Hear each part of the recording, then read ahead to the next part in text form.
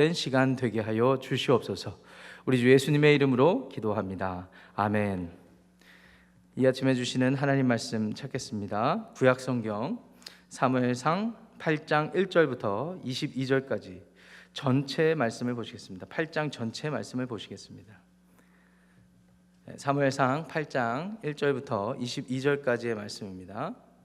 사무엘상 8장 1절부터 22절까지 저와 여러분들이 한 절씩 교독하시고 마지막 절은 큰 목소리로 합독하시겠습니다. 사무엘이 늙음에 그의 아들들을 이스라엘 사사로 삼으니 장자의 이름은 요엘이요 차자의 이름은 아비야라.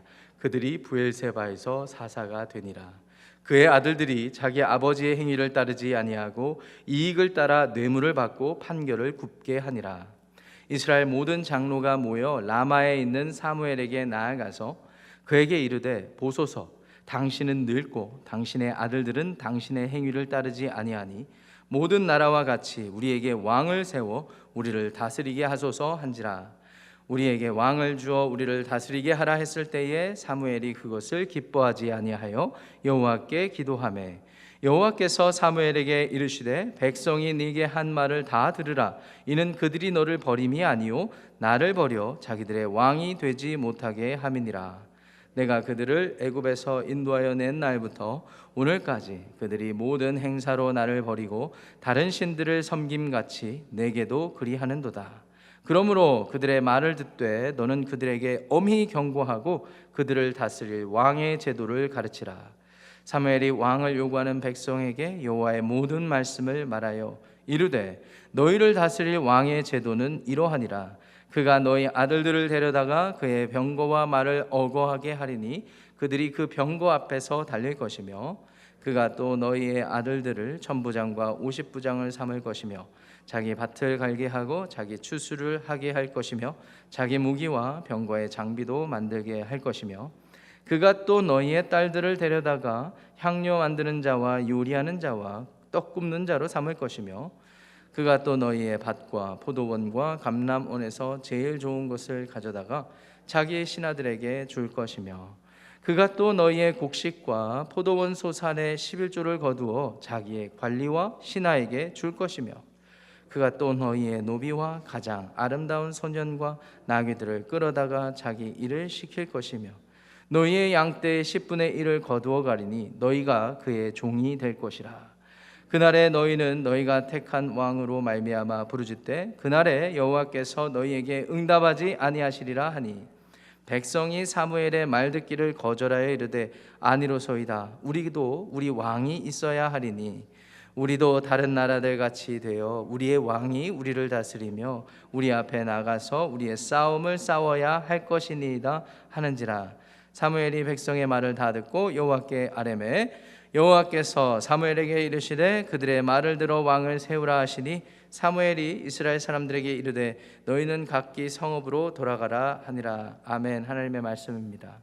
오늘 본문 말씀 8장 1절은 이렇게 시작합니다. 사무엘이 늙음에, 이렇게 시작합니다.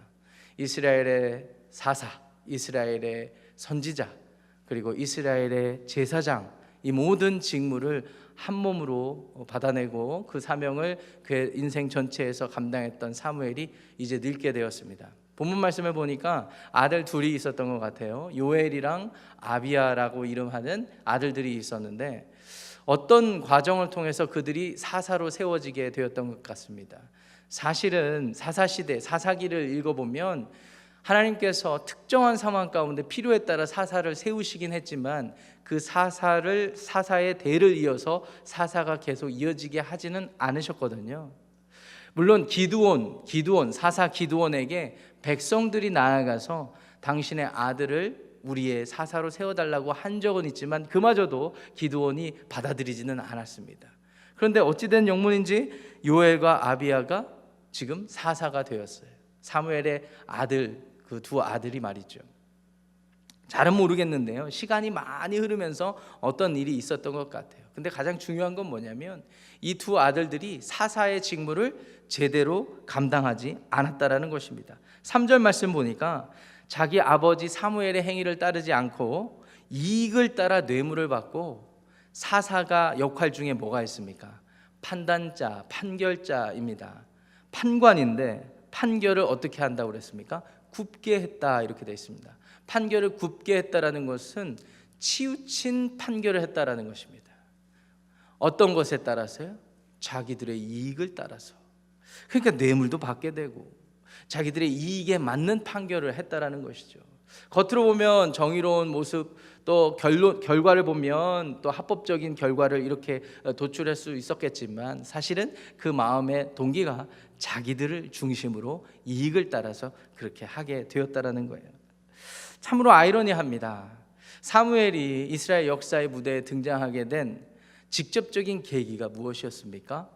엘리와 그 두 아들 홈니와 비느하스의 타락 때문에 그랬거든요.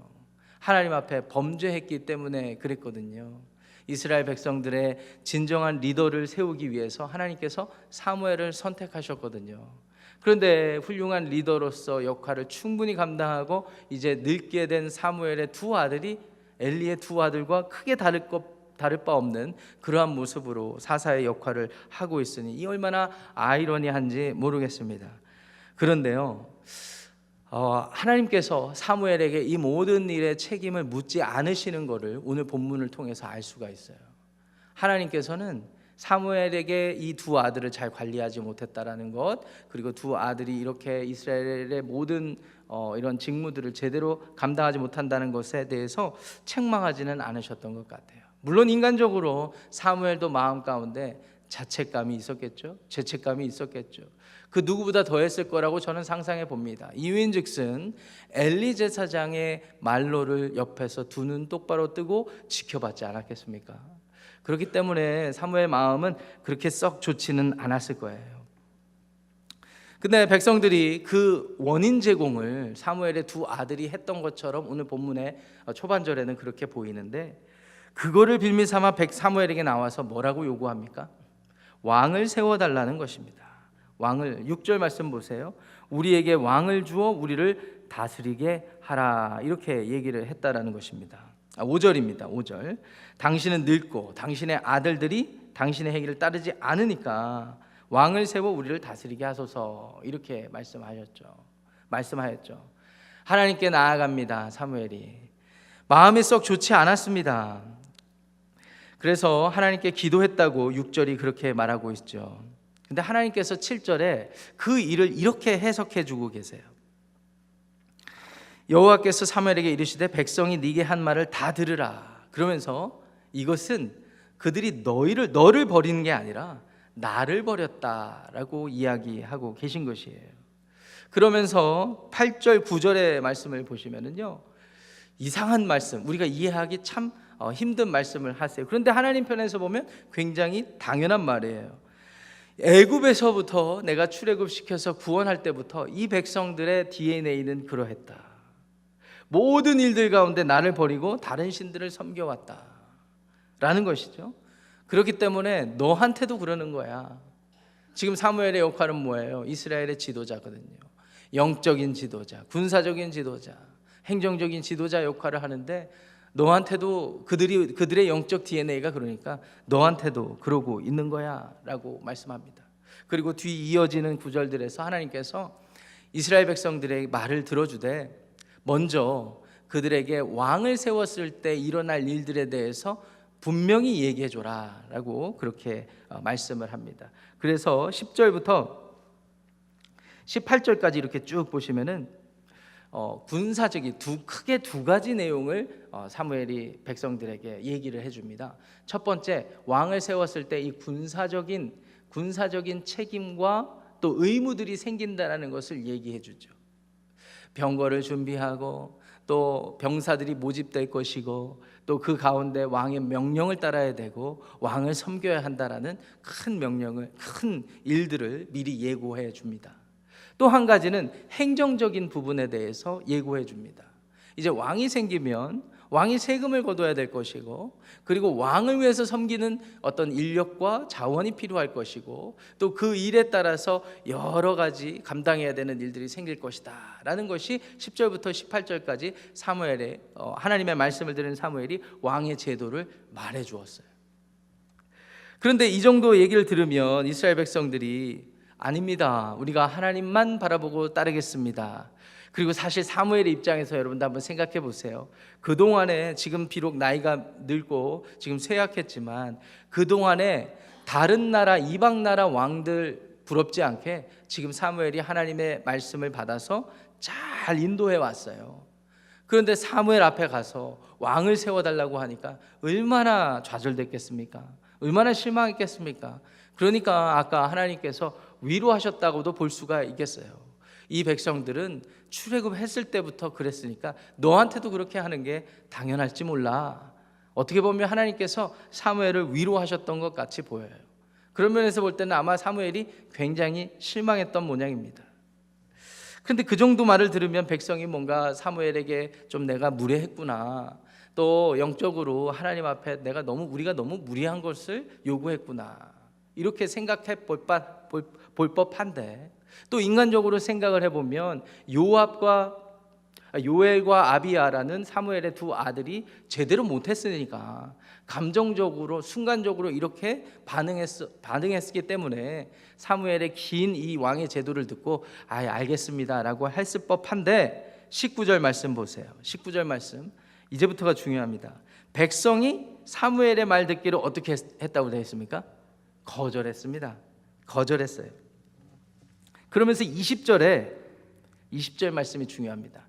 본색을 드러냅니다. 아까 3절에 이들이 왕을 요구했던 이유와 또 다른 5절에 왕을 요구했던 이 이유와 또 다른 그 본심을 드러내는 것 같이 보입니다. 20절 말씀 중요하니까 한 목소리로 한번 읽어보시겠습니다. 시작. 우리도 다른 나라들 같이 되어 우리의 왕이 우리를 다스리며 우리 앞에 나가서 우리의 싸움을 싸워야 할 것이니이다 하는지라. 아까 5절에서는 당신이 늙고 그리고 당신의 두 아들이 잘못해서 우리에게 왕을 세워주십시오, 현실적인 이유를 얘기를 했는데 20절에 본심을 드러내는데 그게 뭐예요? 핵심이 뭐냐면 다른 나라들 같이입니다. 다른 나라들 같이. 그동안에 하나님의 인도하심을 받아서 여기까지 오고 하나님이 세우신 사사와 지도자들을 통해서 그때그때 은혜를 공급받고 한 걸음 한 걸음 하루하루 일상의 삶을 살면서 여기까지 버텨왔는데 못 살겠다라는 겁니다. 그렇게 더 이상 못하겠다라는 겁니다. 그저 다른 나라들처럼 왕이 번듯이 있고 왕을 우리가 섬기고 때로는 독재자들이 나타나서 우리가 좀 힘들다 하더라도 차라리 그냥 다른 나라들처럼 그렇게 살고 싶다라는 것입니다. 여러분들은 이 사실을 어떻게 받아들이실지 몰라요. 그런데 우리 하나님께서는요 썩 기뻐하지 않으실 만한 그런 발언이었어요. 하나님은 이들과 언약을 세우시고 그 언약을 지키면서 여기까지 인도해 내셨죠. 그 방식이 너무나 독특해서 다른 나라 사람들이 이스라엘 민족들이 믿는 신 야훼 하나님을 우러러볼 정도였습니다. 여러분 출애굽하는 과정에서도 보면은요 암몬, 모압, 에돔 이런 지역의 많은 이방 민족들이 이스라엘 백성들을 무서워했어요.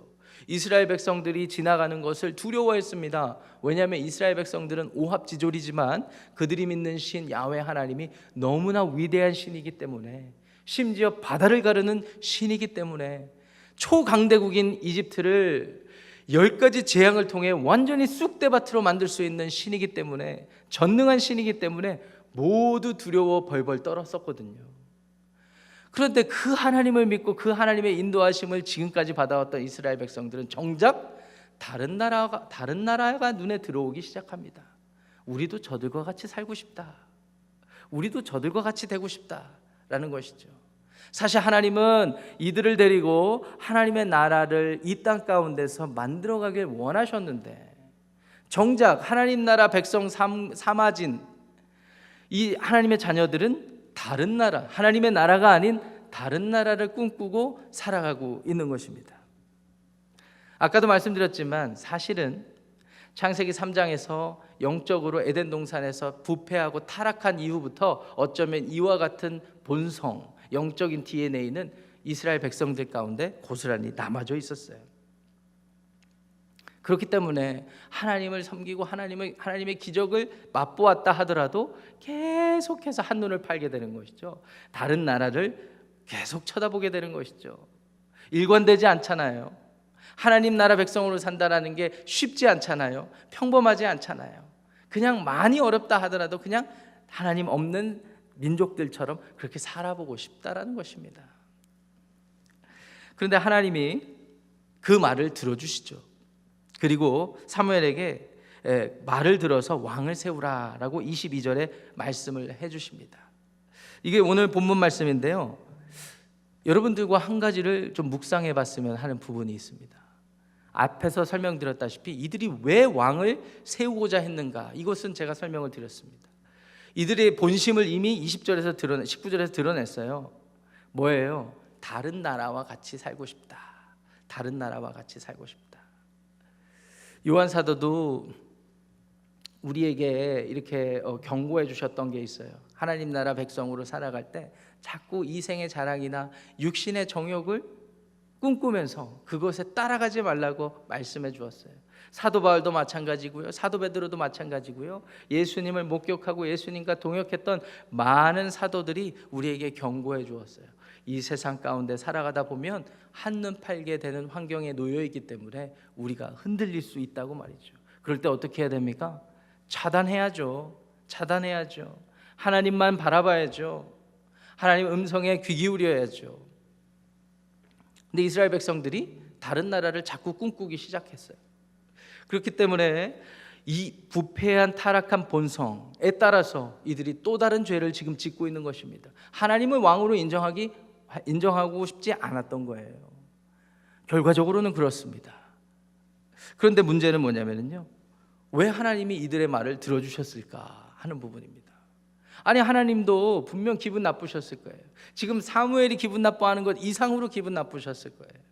그렇기 때문에 아까 9절에서도 사무엘의 기분 나쁜 것을 위로하셨을 뿐만 아니라 너한테 그러는 것이 아니라 나한테 그러는 것이다 라는 말씀까지 해주시는 겁니다. 그런데 하나님이 그럼에도 불구하고 왜 왕을 세우시도록 허락하셨을까요? 훨씬 이전에 우리 신명기서 17장 14절부터 20절 가보시면요, 하나님께서 이와 같은 일이 일어날 것을 예견하셨던 것을 우리가 알 수 있습니다. 신명기서 17장 14절부터 20절까지 금방 가보실까요? 신명기서 17장 14절부터 20절까지 말씀입니다. 신명기서 17장 14절부터 20절. 신명기서 17장 14절부터 20절. 이거 말씀이 되게 중요합니다. 그래서 우리가 같이 좀 읽어보길 원하는 거예요. 신명기서 17장 14절. 먼저 14절을 한번 읽어보겠습니다. 제가 여러분들 위해서 또 대표해서 읽어보겠습니다. 네가 네 하나님 여호와께서 네게 주시는 땅에 이르러 그 땅을 차지하고 거주할 때에 만일 우리도 우리 주위의 모든 민족들 같이 우리의 위에 왕을 세워야겠다는 생각이 나거든. 하나님께서 예견하셨던 게 분명해요. 정착할 가나안 땅에 이르러서 우리 주위의 모든 민족들 같이 우리 위에 왕을 세워야겠다는 생각이 나거든. 이거 하나님이 미리 아셨다라는 말씀입니다. 하나님 전지하시니까 다 아셔요. 이들이 이렇게 나올 수 있다라는 것도 다 아셨던 거예요. 그 마음에 있는 본질적인 이유도 아셨어요. 다른 민족들 같이, 하나님이 왕이 아니라 다른 민족들 같이, 다른 민족들처럼 좀 살고 싶어요. 하나님 이렇게 할 줄 알았다라는 거예요. 거기에 대한 가이드라인을 주신 거예요, 하나님께서. 15절부터 16절 보시면은 왕을 세우는데 하나님이 택한 사람을 세워야 된다라고 얘기를 분명히 하시고요. 그리고 그 왕을 16절에 보니까 병마를 많이 두지 않고 하나님을 두려워하는 사람이 되게 할 거예요. 그리고 17절에 은금을 많이 쌓아두지 못하게 할 것입니다. 근데 가장 중요한 게 뭔지 아세요? 19절 말씀입니다. 19절, 신명기서 17장 19절. 왕을 세운다면 이스라엘이 이렇게 세워야 된다, 이런 사람을 세워야 된다, 또 이 사람은 이렇게 해야 된다라는 명령을 하시는데 우리 중요하니까 한 목소리를 읽어보겠습니다. 시작. 평생에 자기 옆에 두고 읽어 그의 하나님 여호와 경외하기를 배우며 이 율법의 모든 말과 이 규례를 지켜 행할 것이라.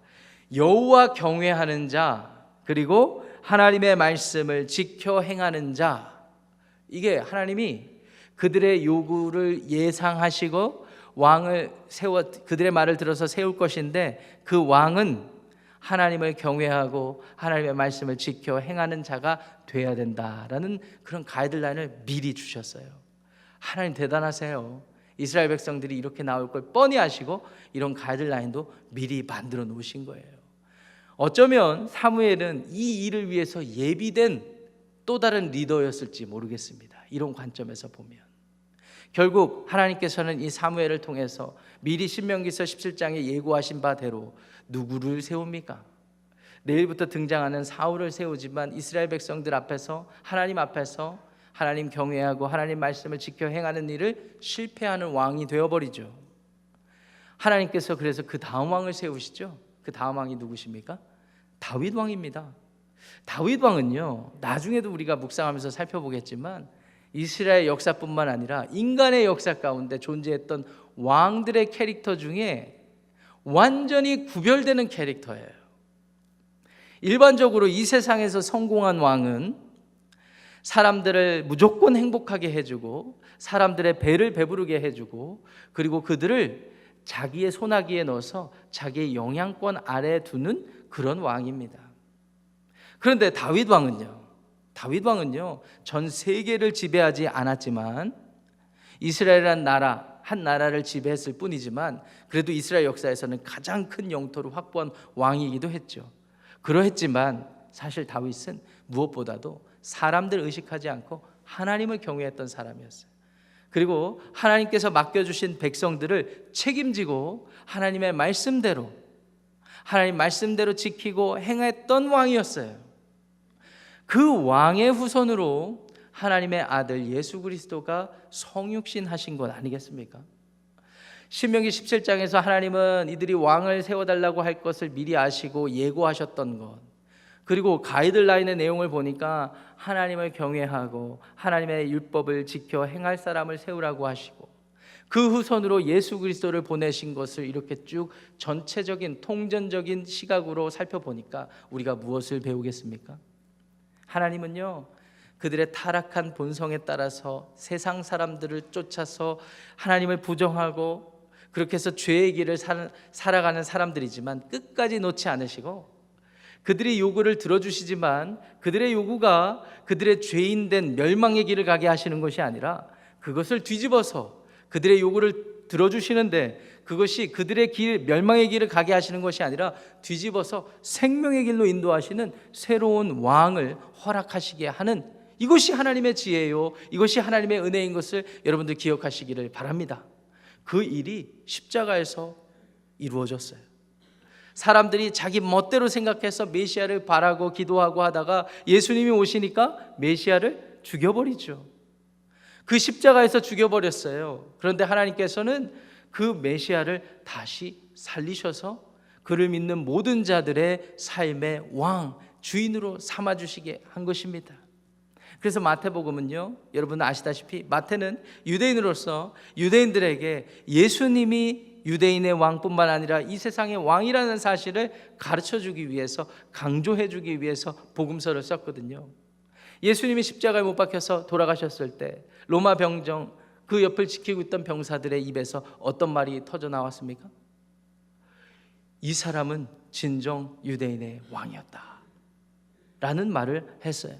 정작 이스라엘 백성들은 다른 나라 한눈 팔면서 우리도 하나님 말고 다른 나라처럼 우리를 다스릴 왕이 좀 있었으면 좋겠다 라는 마음으로 또 다른 우상을 자기들의 삶에 모셔드렸는데 하나님께서는 그들의 생각과 마음과 패역하고 타락한 삶의 그런 현실을 가지고도 예수 그리스도라는 우리의 삶에 참된 왕을 보내셔서 새로운 삶, 영생의 삶으로 인도하신 거예요.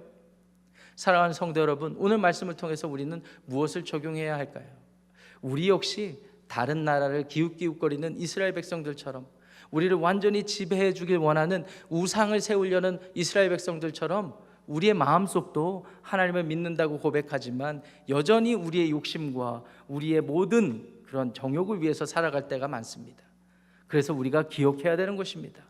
우리의 삶에 우상을 세우고 왕을 세워달라고 요구하기 이전에 우리에게 진정한 왕을 보내주신 하나님 한 분만 경외하며 하나님 말씀을 따라 오늘 하루도 믿음으로 승리하시는 여러분들 되시기를 축복합니다. 기도하겠습니다.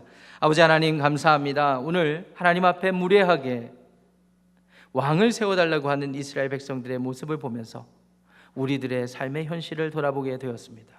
하나님, 다른 나라 민족들처럼 살고 싶어 하는 이스라엘 민족들과 저희들의 삶이 많이 닮아 있습니다. 하나님을 믿는다고 하지만 이생의 자랑을 쫓고 육신의 정욕을 쫓는 저희들의 모습이 고스란히 드러나는 오늘 이 아침, 저희들 참으로 부끄럽습니다.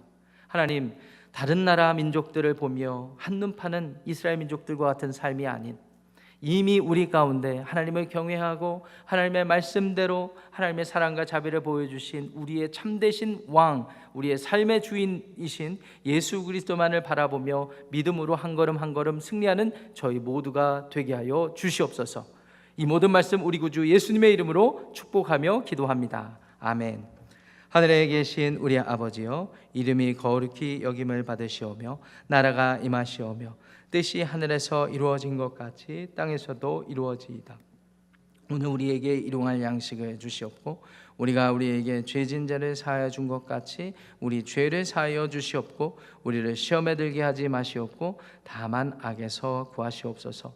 나라와 권세와 영광이 아버지께 영원히 있사옵나이다. 아멘.